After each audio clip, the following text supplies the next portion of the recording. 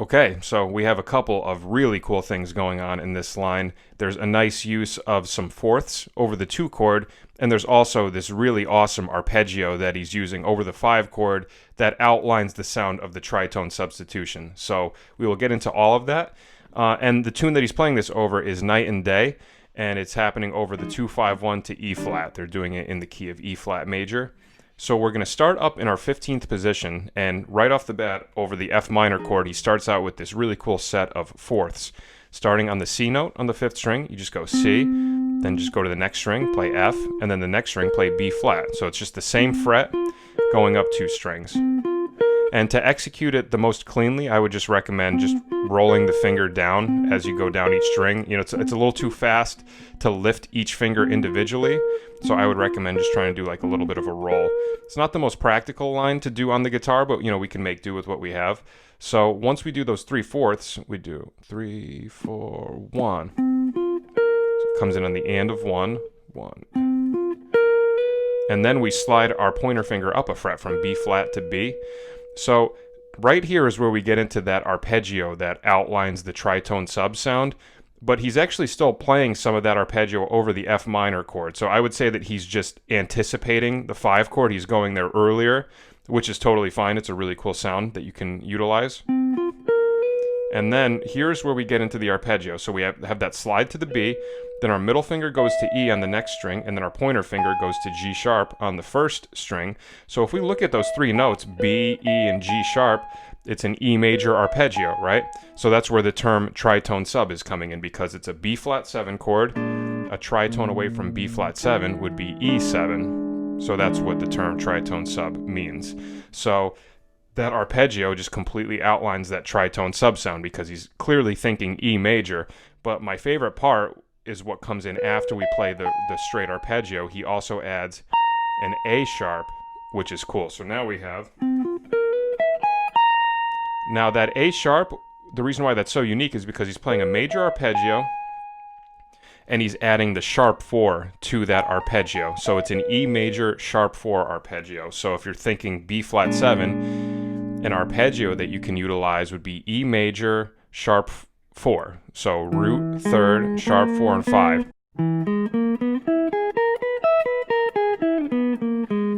And that's kind of what he's playing around over that B flat 7 chord. It has such an awesome sound. So now we have 1. Then we go back up to B with our pinky, so...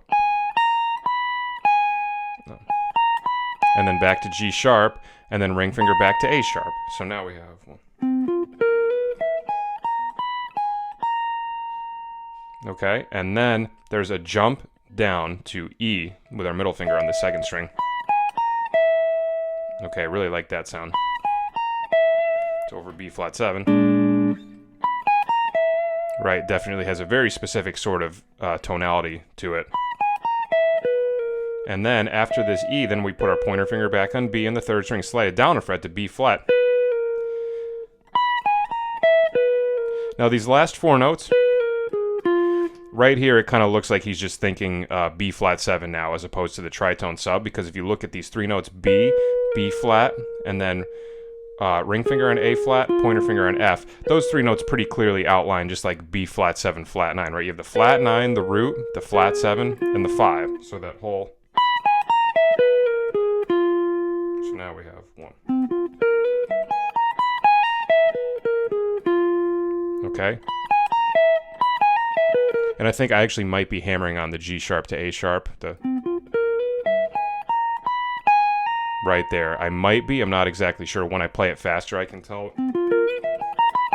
Yeah, so I'm actually hammering on that G sharp to A sharp.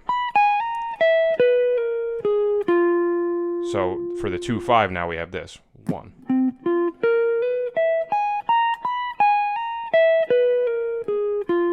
And I'm actually using my pinky on the A flat. I think I said ring finger before. And then he wraps it up with this really cool, just major... Almost kind of sounds like the melody to Star Eyes, like the ending part of Star Eyes. So right here we're going to do a little slide from our ring finger on F sharp, just up a half step to G. Then pointer finger plays B flat twice. And then I put my ring finger down on F on the 4th string, and I do F, and then pointer finger on E flat. So that's, just 3, 5, 5, 2, 1 in the key of E flat. So that's how he resolves it. So really kind of like the meat of the line is happening over the 2 chord and the 5 chord, because you have those fourths over the 2 chord, and then you have that really cool tritone sub arpeggio, right? The E major sharp 4 arpeggio. So the entire line really slow a couple times would be this. 3, 4, 1.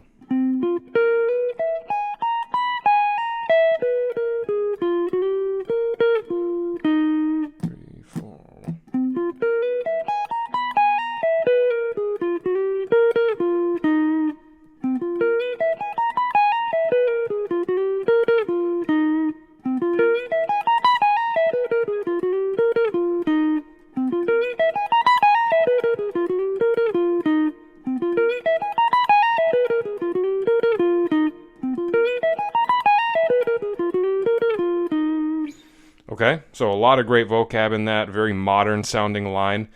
And I'm glad I was able to get a Chick Corea line. Similar to what I was saying a couple weeks ago with Kenny Kirkland. Kenny Kirkland and Chick Corea were 2 piano players that I've been trying to find licks to, translate onto the guitar forever for this Lick of the Week series. And it's just been so hard to find ones that are in the right register and, intervallically are playable on the guitar. So I'm glad I was finally able to check those 2 guys off of my list.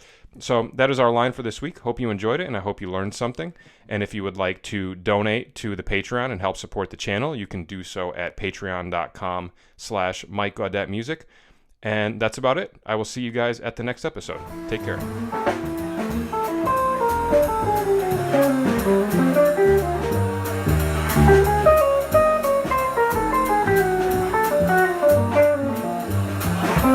Bye.